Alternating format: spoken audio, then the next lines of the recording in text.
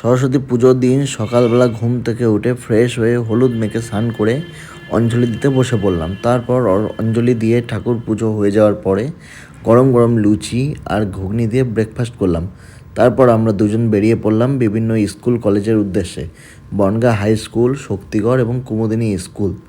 আর শেষে কলেজ আমরা দেখলাম। তবে এই যে যতগুলো জায়গায় আমরা ঘুরলাম তার মধ্যে সবথেকে ভালো লেগেছে, আমার সবথেকে সুন্দর লেগেছে যে হাই স্কুলের ঠাকুরটাকে। তোমরাও দেখো, দেখলে বেশ মনটা জুড়িয়ে যাবে। আর তারপর ঘোরার পর একটু খিদে পেয়ে গেছিলো, তাই আমরা নিয়েছিলাম দই ফুচকা। এটা হাই স্কুলের সামনে থেকে নিয়েছিলাম, 5 পিস 30 টাকা নিয়েছিল, 6 পিস 30 টাকা বা 5 পিস 30 টাকা নিয়েছিল। টেস্টটা মোটামুটি ছিল, খুব একটা ভালো ছিল না। তারপর আবার একটু ঘোরাফেরা করলাম আমরা। তারপর চলে আসলাম আমরা বিরিয়ানি খেতে। প্রথমে একটা রেস্টুরেন্টে গিয়েছিলাম, কিন্তু সেখানে প্রচুর ভিড় থাকায় আমরা খেতে পারিনি, তাই আমরা অন্য একটা রেস্টুরেন্টে চলে আসলাম। সেখানে মটন বিরিয়ানি আর চিকেন বিরিয়ানি দুটো রকমের বিরিয়ানি অর্ডার করলাম। মটনটা তো দেখো বেশ দারুণ ছিল, দারুণ সফট, সাথে চিকেন বিরিয়ানিটাও খুব সুন্দর ছিল। আর চিকেন বিরিয়ানিতে লেগ পিসটা আমার সবথেকে পছন্দের পিস, আর পেয়েও গেছিলাম লেগ পিস। দেখো আলুটাও যেমন নরম তেমন মাংসটাও আমরা তো বেশ দারুণ জমিয়ে খেলাম। লাঞ্চটা দারুণ হলো।